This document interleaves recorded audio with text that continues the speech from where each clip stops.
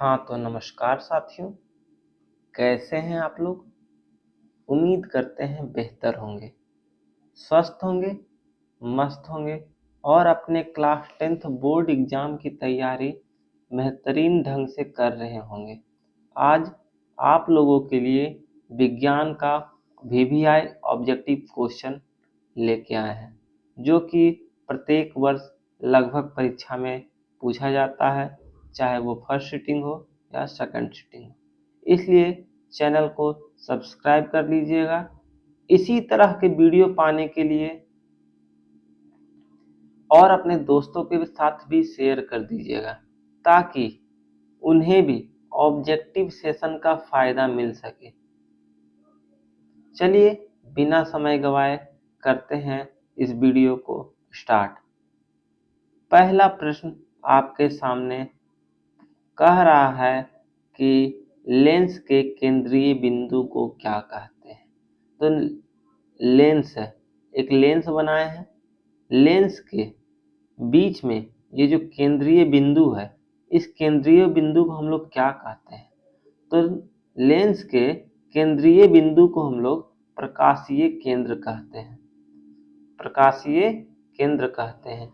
इसलिए इसका right option हो जाएगा ऑप्शन नंबर बी। चलिए चलते हैं प्रश्न संख्या 2 की तरफ। प्रश्न संख्या 2 क्या कह रहा है। प्रश्न संख्या 2 कह रहा है कि निम्नलिखित में कौन से नेत्र का रंगीन भाग है। नेत्र के रंगीन भाग को हम लोग आइरिस कहते हैं। नेत्र के रंगीन भाग को हम लोग आइरिस कहते हैं। इसलिए इसका right answer option number D हो जाएगा। चलिए चलते हैं प्रश्न संख्या 3 की तरफ। प्रश्न संख्या 3 क्या कहता है। तो प्रश्न संख्या 3 कहता है कि विशालक शीशा कोई भी मैग्नीफाइड ग्लास है। तो मैग्नीफाइड ग्लास में मैग्नीफाइड दर्पण का फॉर्मूला होता है -v/u होता है, और लेंस के लिए वही फॉर्मूला v/u होता है। लेकिन यहाँ देखिए ग्लास की चर्चा किया गया है, तो मैग्नीफाइड शीशा या ग्लास हम लोग उत्तल लेंस को जानते हैं। उत्तल लेंस को हम लोग मैग्नीफाइड ग्लास या फिर विशालक शीशा के नाम से जानते हैं। इसलिए इसका राइट आंसर हो जाएगा ऑप्शन नंबर बी। चलिए चलते हैं प्रश्न संख्या 4 की तरफ। प्रश्न संख्या 4 क्या कह रहा है। तो ग्लोबल वार्मिंग के लिए उत्तरदायी गैस है। पृथ्वी पर ग्लोबल वार्मिंग के लिए कौन सा गैस उत्तरदायी है। तो ये हम लोग जानते हैं कि ग्लोबल वार्मिंग के लिए उत्तरदायी गैस जो है उसको हम लोग कार्बन डाइऑक्साइड कहते हैं, जिसे कि CO2 शॉर्ट फॉर्म में कहा जाता है, यानी उसका रासायनिक सूत्र CO2 होता है। रासायनिक सूत्र कार्बन डाइऑक्साइड का CO2 होता है, यानी यहाँ पर option number C correct option हो जाएगा। चलिए चलते हैं प्रश्न संख्या 5 की तरफ। प्रश्न संख्या 5 क्या कह रहा है। प्रश्न संख्या 5 कह रहा है कि कली चूना को जब जल में डाला जाता है। कली चूना को हम लोग कहाँ डाल रहे हैं, तो जल में डाल रहे हैं, H2O में डाल रहे हैं। जब H2O में डालते हैं तो हम लोगों को अभिक्रिया प्राप्त होती है। उस अभिक्रिया को हम क्या कहते हैं। कली चूना को जब हम पानी में डालते हैं या जल में डालते हैं तो ऊष्माक्षेपी अभिक्रिया प्राप्त होती है। कौन सी अभिक्रिया प्राप्त होती है, तो ऊष्माक्षेपी अभिक्रिया प्राप्त होती है, यानी राइट ऑप्शन हो जाएगा ऑप्शन नंबर ए।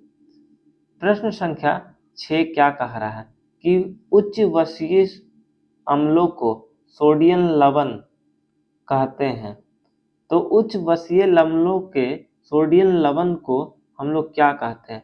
तो उच्च लवणीय या उच्च वसीय अम्लों के सोडियम लवण को हम लोग साबुन कहते हैं। क्या कहते हैं, साबुन कहते हैं। और साबुन का फॉर्मूला C17H22COO होता है। क्या होता है, C17H22 COONA होता है। यानी राइट ऑप्शन क्या हो जाएगा? राइट ऑप्शन हो जाएगा ऑप्शन नंबर ए। चलिए चलते हैं प्रश्न संख्या 7 की तरफ। प्रश्न संख्या 7 क्या कह रहा है? प्रश्न संख्या 7 कह रहा है कि प्रकाश का प्राथमिक वर्ण कौन है? तो प्राथमिक वर्ण 3 होते हैं। प्राथमिक वर्ण 3 होते हैं। प्राइमरी कलर 3 होते हैं। तो हम एक प्रिज्म के माध्यम से बताए थे कि 3 प्राइमरी रंग होते हैं और 3 सेकेंडरी रंग होते हैं। 3 प्राइमरी रंग होते हैं और 3 सेकेंडरी रंग होते हैं। प्राइमरी रंग जो रहता है लाल, नीला और हरा होता है। यानी तीनों ऑप्शन को देखने के बाद हम कह सकते हैं कि प्राइमरी रंग यहाँ पर उपरोक्त में सभी है। उपरोक्त में सभी है, यानी इसका राइट आंसर हो जाएगा ऑप्शन नंबर डी। प्रश्न संख्या 8, मटर को अपने प्रयोग के लिए किसने चुना था? मटर को अपने प्रयोग के लिए मेंडल ने चुना था। किसने चुना था? तो मेंडल ने चुना था। यानी राइट ऑप्शन क्या हो जाएगा? राइट ऑप्शन हो जाएगा ऑप्शन नंबर ए। और ये विगत वर्षों में पूछा हुआ प्रश्न है। विगत वर्षों में पूछा हुआ प्रश्न, इसलिए इसका राइट ऑप्शन हो जाएगा ऑप्शन नंबर ए। मटर किससे संबंधित है? तो मेंडल के प्रयोग से संबंधित है। प्रश्न संख्या 9 क्या कह रहा है? प्रश्न संख्या 9 कह रहा है एंड्रोजन है। क्या है? एंड्रोजन है। तो एंड्रोजन क्या है? तो वो एक मेल हार्मोन है। क्या है? मेल हार्मोन है। यानी पुरुषों के अंदर जो हार्मोन पाया जाता है उसे हम लोग मेल हार्मोन के नाम से जानते हैं। यानी एंड्रोजन क्या है? तो एक मेल हार्मोन है। प्रश्न संख्या 10, मनुष्य के मुख गुहा में कितनी जोड़ी लार ग्रंथियां पाई जाती है? मुख गुहा में कितनी जोड़ी लार ग्रंथियां पाई जाती है? तो मनुष्य के मुख गुहा में 3 जोड़ी लार ग्रंथियां पाई जाती है।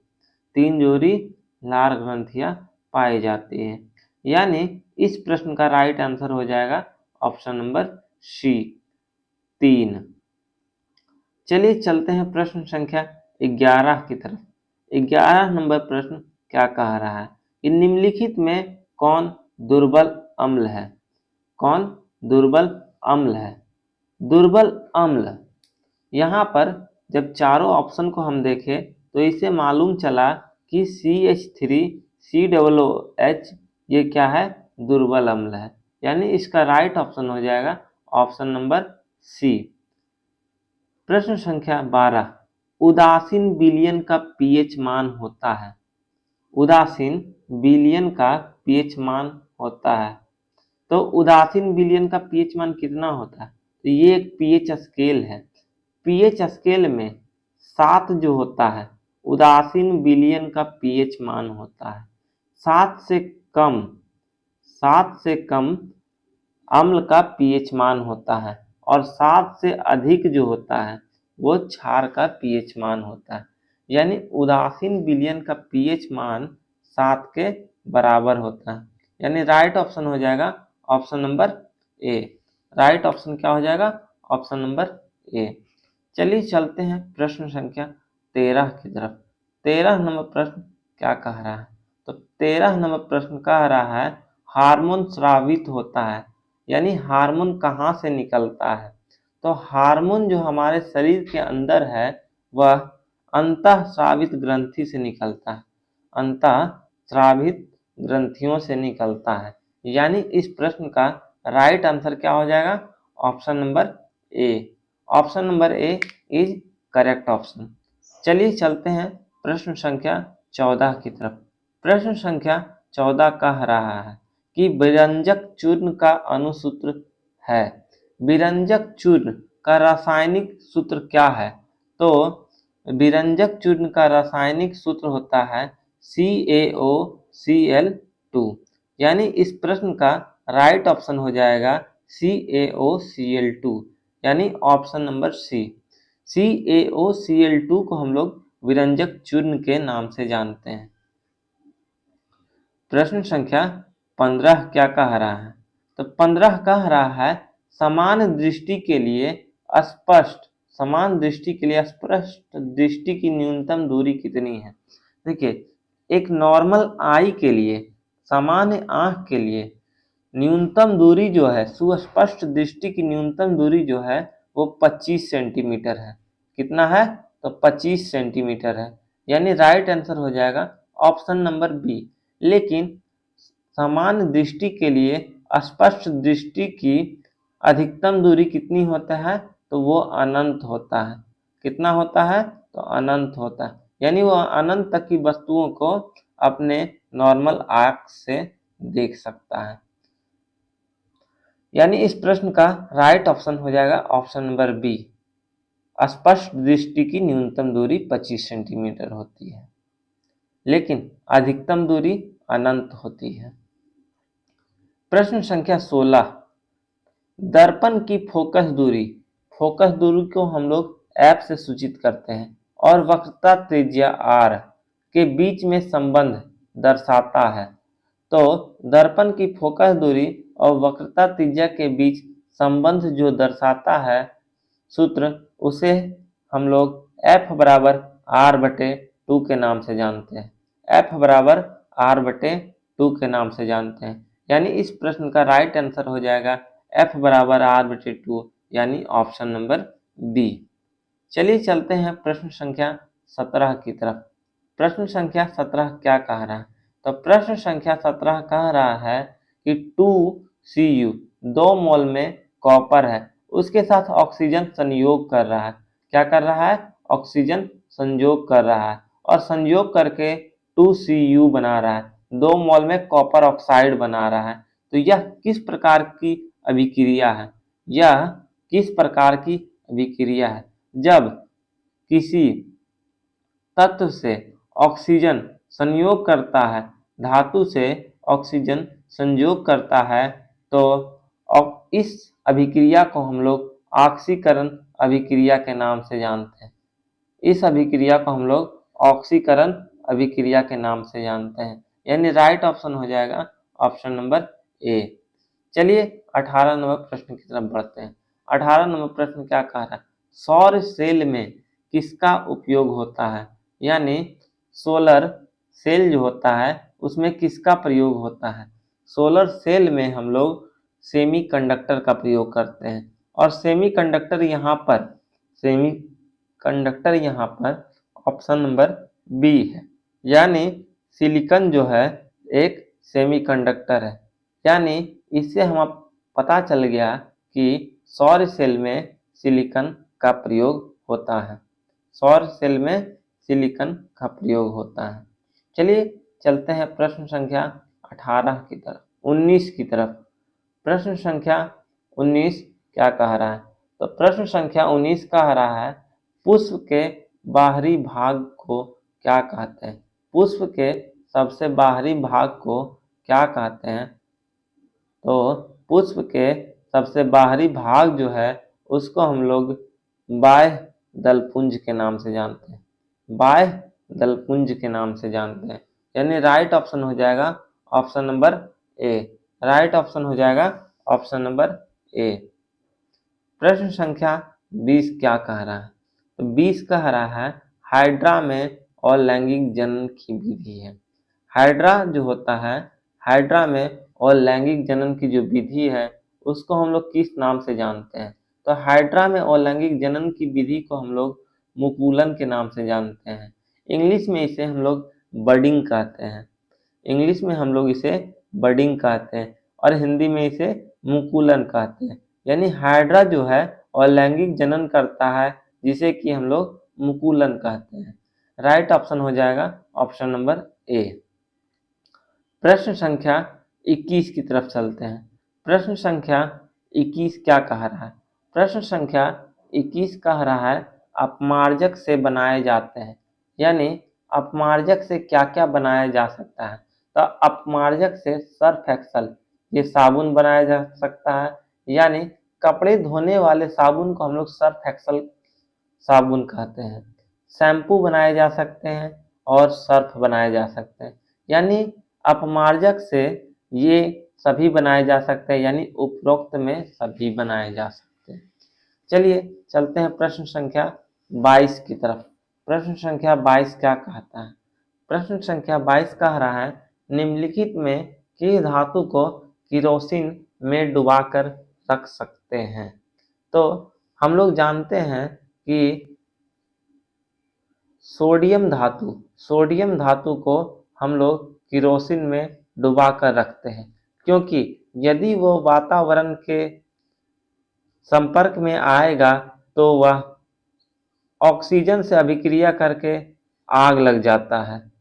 इसी कारण से हम लोग उसे किरोसिन में डुबा कर रखते हैं, यानी इस प्रश्न का राइट आंसर हो जाएगा ऑप्शन नंबर बी। प्रश्न में पूछता है कि सोडियम का परमाणु संख्या कितना होता है? तो सोडियम का परमाणु संख्या 11 होता है और यह एक वैद्युत धनात्मक तत्व है। वैद्युत धनात्मक तत्व है। प्रश्न संख्या 23। प्रश्न संख्या 23 कह रहा है, किस दर्पण से वस्तु का प्रतिबिंब बड़ा बनता है? किस दर्पण से वस्तु का प्रतिबिंब बड़ा बनता है? तो वस्तु का जो प्रतिबिंब बड़ा बनता है उस दर्पण को हम लोग अवतल दर्पण के नाम से जानते हैं। उस दर्पण को हम लोग अवतल दर्पण के नाम से जानते हैं। इंग्लिश में इसे हम लोग कॉनकेव मिरर के नाम से जानते हैं। कॉनकेव मिरर के नाम से जानते हैं, यानी दर्पण से वस्तु का बड़ा प्रतिबिंब जिस दर्पण में बनता है उसे हम लोग अवतल दर्पण कहते हैं, यानी उसे हम लोग अवतल दर्पण कहते हैं। इसका right answer option number B हो जाएगा। CO2 क्या है? CO2 एक गैस है। CO2 हमारे वातावरण में गैसीय रूप में अवस्थित है, लेकिन यहाँ पर गैस ऑप्शन में नहीं होने के कारण CO2 जो है एक अम्लीय गुण है। अम्ल की प्रकृति को फॉलो करता है, इसी कारण से CO2 अम्लीय है। CO2 अम्लीय है, यानी इस प्रश्न का राइट ऑप्शन हो जाएगा ऑप्शन नंबर ए। चलिए चलते हैं प्रश्न संख्या 25 की तरफ। 25 नंबर प्रश्न क्या कह रहा है कि ब्रेन हैमरेज का मुख्य कारण क्या है? ब्रेन हैमरेज का मुख्य कारण क्या है? तो मानव के अंदर ब्रेन हैमरेज जो होता है वो किसके कारण होता है? तो मानव के अंदर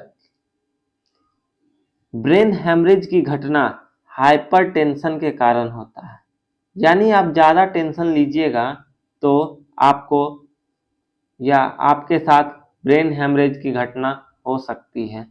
ब्रेन हैमरेज की घटना हो सकती है, यानी इस प्रश्न का राइट ऑप्शन हो जाएगा ऑप्शन नंबर सी। प्रश्न संख्या 26 क्या कहता है?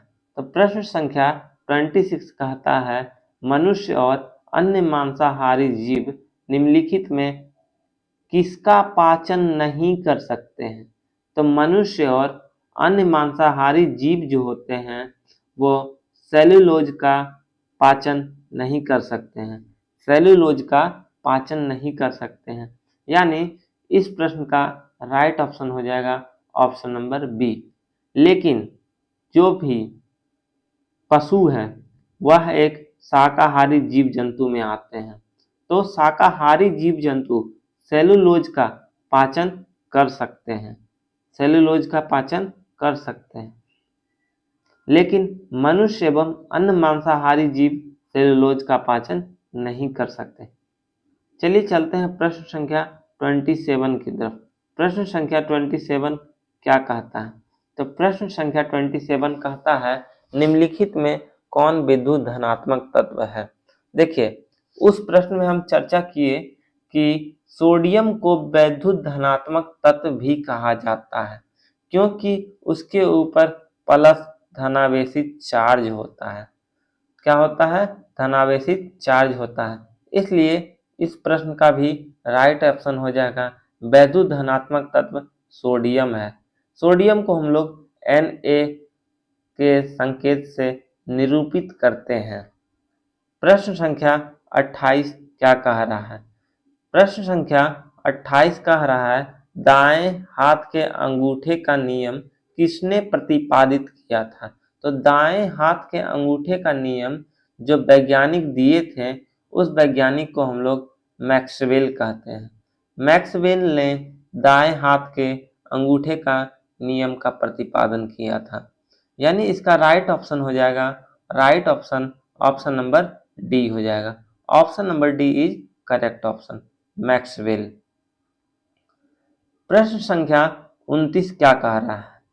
प्रश्न संख्या 29 कह रहा है, मानव आंख की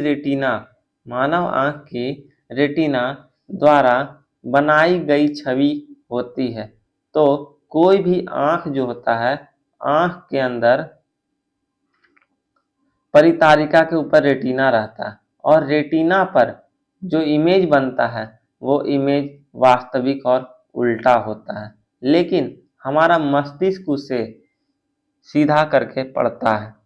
तो यानी हम कह सकते हैं रेटिना पर बनने वाली छवि जो होती है वास्तविक और उल्टा होता है।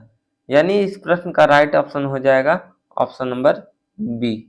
चलिए चलते हैं प्रश्न संख्या 30 की तरफ, 30 की तरफ। प्रश्न संख्या 30 कह रहा है, आकाश का रंग नीला प्रतीत होता है। तो आकाश का रंग जो नीला प्रतीत होता है वो प्रकाश की किस घटना के कारण होता है? तो आकाश का रंग नीला प्रतीत होता है, यह प्रकाश के प्रकीर्णन की घटना के कारण होता है। यानी राइट ऑप्शन हो जाएगा option number B. Option number B is correct option. चलिए चलते हैं प्रश्न संख्या 31 की तरफ। 31 नंबर प्रश्न क्या कह रहा है? 31 नंबर प्रश्न क्या कह रहा है, गंगा एक्शन प्लान कब शुरू हुआ? तो गंगा एक्शन प्लान 1985 ईस्वी में प्रारंभ हुआ। यानी इस प्रश्न का राइट ऑप्शन हो जाएगा option number B. Ganga action plan जो है 1985 ईस्वी में प्रारंभ हुआ। चलिए, मानव में गर्भ की अवधि कितनी होती है? तो मानव में जो महिलाएं बच्चे को जन्म देती है उसके गर्भ की अवधि 280 दिन होता है, यह केंद्र सरकार मानती है। सीबीएसई बोर्ड 280 दिन मानता है, यानी 9 महीने 10 दिन। लेकिन बिहार बोर्ड सिर्फ 9 महीने मानता है, यानी 9 तिया 27 दिन, यानी 270 दिन। तो हम लोग बिहार बोर्ड के परीक्षा दे रहे हैं, इसी कारण से मानव में गर्भ की अवधि 270 दिन हो जाएगा राइट ऑप्शन। लेकिन यदि सेंट्रल बोर्ड का एग्जाम देंगे तो उसमें 280 दिन होगा राइट ऑप्शन। मानव में गर्भ की अवधि बिहार बोर्ड के अकॉर्डिंग 270 दिन होती है, यानी 9 महीने। 33 नंबर प्रश्न, 33 नंबर प्रश्न कह रहा है कि कॉपर पैरोक्साइड का फॉर्मूला होता है CuFeS2। तो कॉपर पैरोक्साइड अयस्क है। तो कॉपर का जो हिंदी होता है उसको हम लोग तांबा कहते हैं। क्या कहते हैं? तो तांबा। तो यह कॉपर पैरोक्साइड का जो अयस्क है वो किसका अयस्क है? कॉपर पैरोक्साइड, तो तांबा का अयस्क है। यानी राइट ऑप्शन हो जाएगा ऑप्शन नंबर ए।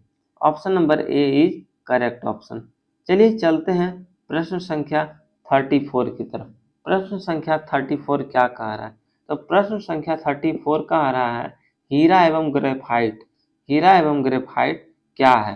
तो हीरा और ग्रेफाइट जो है दोनों कार्बन के अपरूप हैं और कार्बन का परमाणु संख्या 6 होता है, परमाणु भार 12 होता है। तो कार्बन के क्या है? अपरूप हैं, यानी हीरा और ग्रेफाइट जो क्या है वो समावयवी है। क्या है? समावयवी है। यानी इस प्रश्न का राइट ऑप्शन हो जाएगा option number A. Option number A is correct option. चलिए चलते हैं प्रश्न संख्या 35 की तरफ। 35 नंबर प्रश्न क्या कह रहा है कि प्रकाश संश्लेषण के लिए कौन सा पदार्थ की आवश्यकता नहीं होती है? तो प्रकाश संश्लेषण की जो प्रक्रिया है वह दिन के समय में होती है, जब सूर्य उपस्थित होता है। तो प्रकाश संश्लेषण की क्रिया के लिए ऑक्सीजन आवश्यक नहीं है, क्योंकि प्रकाश संश्लेषण की क्रिया पौधों में होती है और पौधे कार्बन डाइऑक्साइड लेते हैं और ऑक्सीजन छोड़ते हैं। इसलिए प्रकाश संश्लेषण की क्रिया के लिए ऑक्सीजन जरूरी नहीं है। यानी इस प्रश्न का राइट ऑप्शन हो जाएगा ऑप्शन नंबर बी। मानव शरीर की सबसे छोटी रक्त वाहिनी है। तो मानव शरीर है, तो मानव शरीर में सबसे छोटी रक्त वाहिनी को हम लोग वेना कब कहते हैं, वेना कब कहते हैं। यानी इसका राइट ऑप्शन हो जाएगा option number D. Option number D is correct option. 37 number प्रश्न क्या कह रहा है? तो 37 नंबर प्रश्न कह रहा है फलों के पकने के लिए निम्न में से किसे नियंत्रित किया जा सकता है? तो फलों को पकाने के लिए हम लोग एथिलीन का प्रयोग करते हैं। फलों को पकाने के लिए हम लोग एथिलीन का प्रयोग करते हैं। यानी इसका राइट ऑप्शन हो जाएगा ऑप्शन नंबर सी। चलिए चलते हैं प्रश्न संख्या 38 की तरफ। प्रश्न संख्या 38 क्या कह रहा है कि श्वसन के दौरान कौन सी गैस निकलती है? श्वसन की क्रिया जो होती है, सांस लेना और छोड़ना को हम लोग श्वसन की क्रिया कहते हैं। तो श्वसन की क्रिया में हम लोग ऑक्सीजन को लेते हैं और कार्बन डाइऑक्साइड को छोड़ते हैं। तो कार्बन डाइऑक्साइड निकलती है। कौन सी गैस निकलती है? तो कार्बन डाइऑक्साइड निकलती है, जिसको कि हम लोग CO2 के नाम से जानते हैं। कार्बन डाइऑक्साइड का रासायनिक सूत्र CO2 होता है। 39 नंबर प्रश्न। 39 नंबर प्रश्न क्या कह रहा है? वर्तमान प्राणियों में कुछ संरचनाएं ऐसी पाई जाती है जिसका शरीर में कोई उपयोग नहीं रह जाता है। हमारे शरीर में वर्तमान में कुछ ऐसे भाग हैं जिसका उपयोग नहीं होता है। तो वैसे संरचनाओं को हम लोग क्या कहते हैं? तो वैसे जो संरचनाएं हैं जिसका प्रयोग नहीं होता है उसको हम लोग अवशोषी अंग कहते हैं। अवशोषी अंग कहते हैं। यानी इस प्रश्न का राइट ऑप्शन हो जाएगा option number B. Option number B is correct option. चलिए चलते हैं 40 नंबर प्रश्न की तरफ। 40 नंबर प्रश्न और यह अंतिम प्रश्न है इस सेशन का। इसके बाद मिलेंगे अगले वीडियो में फिर 40 प्रश्नों के साथ। तो CFC है, तो CFC जो है उसका फुल फॉर्म होता है क्लोरोफ्लोरोकार्बन। क्या होता है? तो क्लोरोफ्लोरोकार्बन। यानी राइट ऑप्शन हो जाएगा option number A. Option number A is correct option. तो कैसा लगा आज का सेशन, ये कमेंट सेक्शन में कमेंट कीजिएगा। तो तब तक के लिए best of luck for board examination और चैनल को सब्सक्राइब जरूर कीजिएगा।